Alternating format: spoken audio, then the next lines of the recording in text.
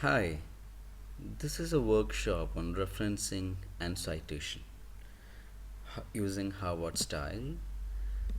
As you're aware, academic writing is an integral part of student learning.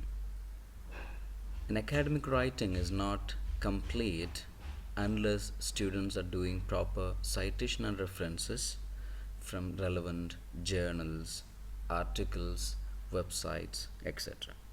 So this workshop would take you to importance of referencing and citation and different ways of citation, and also how Microsoft Word can be used in automatically citing your work while you are working on a document or a report or an assignment. Why Harvard style? Harvard style is a prescribed method of referencing and citation by our partner universities, and it is considered as an easy method of referencing and citation. What is references and why do we need references? References would give you an idea about all sources of information that you have used while writing an assignment or a project. It demonstrates the amount of literature you went through, and it is an evidence of wide reading and independent inquiry the student has made while working on the project. It is an evidence of research skills of the students, and it helps the students to gather a lot of information related to their projects. Moreover, references and the literature review would help the student get a broader perspective of an issue. What and why is the citation? Citation is an acknowledgement of others' work in your project or in your assignment. When you work on an assignment, you would refer to many articles, many websites, and many journals. So when you get an idea from others' work, it's not nice to present them as it is your own ideas or your own opinions. So wherever you're getting an idea from others' work, you should give the credit to those persons or the real or the original authors. And citation is an important for academic writing. It is required by university assessment criteria, be it Coventry University and University of Wolverhampton. It avoids plagiarism and increases the authenticity and originality of your works because it gives scope for individual analysis. When you get an idea from others, you not just put them in your assignment, but you should also give your own analysis, or you give your analysis, you give your idea first, and you are getting a support from others' work in your thesis or in your research. Thus, citation and references have a greater role to play in your assignment. If you have 10 citations in your assignment, you should have a 10 references also in your assignment. If you do not have any in-text citations, you cannot have any references in your assignment.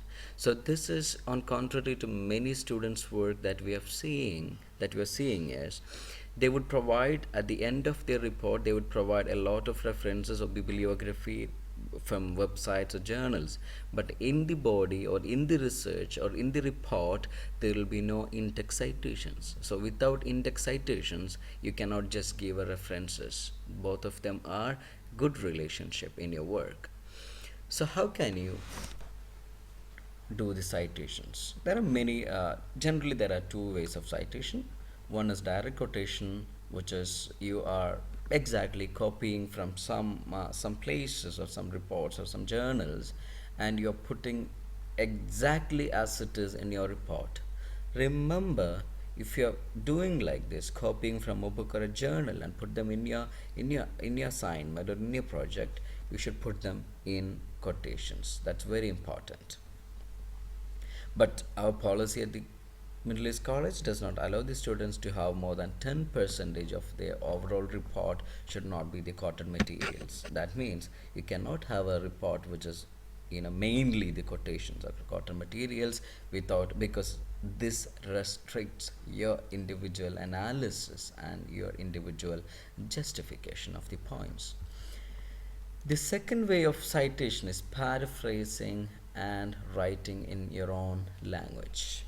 Here, you are not you're not copying from others' work and putting them as it is in your work. Rather, you are getting an idea from a book or a journal and adding your analysis in your report.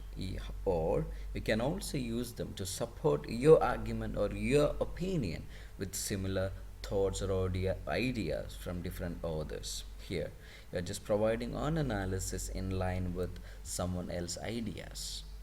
Here, one of the most common mistakes that is seen among us students is paraphrasing is considered to be a mechanism by which students are finding the synonyms. So you will copy from books or websites or journals and you just paste them on Microsoft Word, and for each term you will be doing the right click, and if it is Microsoft Word you have an option of getting the synonyms and you just select any synonyms. No, this is completely wrong practice, because most of the times one English word, or not only English, any language, one word can be used with different connotations, with different meanings, and it has different usages. So most of the times the synonym that you select just to avoid plagiarism is not a proper way to do, because it may even spoil the work. The teacher or the reader will not have absolutely no idea while while reading your report. And another point which I would like to add here is using the Google Translator. This is another problem that is committed by our students. They would copy from the websites or journal, and they maybe it's in Arabic, or they'll put it in the in the Google Translator to make it in English. And most of the times, you come up with a paragraph, and when you read it, or when the teachers read it, absolutely there will be no sense and there will be no meaning. Please avoid this. So citation, it can be direct copy and paste in your word, but remember you have to put them in the quotations, or it can be taking the idea from other journals and putting them in your work, but you should remember to add your own analysis or your own justification. Clear? Now, in the index citations, what should be included? So in the index citation, you should put the last name of the author or company if you are getting the information from a company website or a website, and the year of the publication. This is an example. Imagine the author name is Muhammad Al Harthi. Then you will put Al Harthi 2015 if it was published in the 2015. So if it is a journal or an article, you can follow this. And if there is no date given in an article, you could come across some articles with no date, then you can put Al Harthi no date, n.d. So if it is a website, you have to give the name of the website, for example Ministry of Higher Education 2014. And if it is a company website also, you can give a name of the company, or generally the name of the company is the name of the website as well.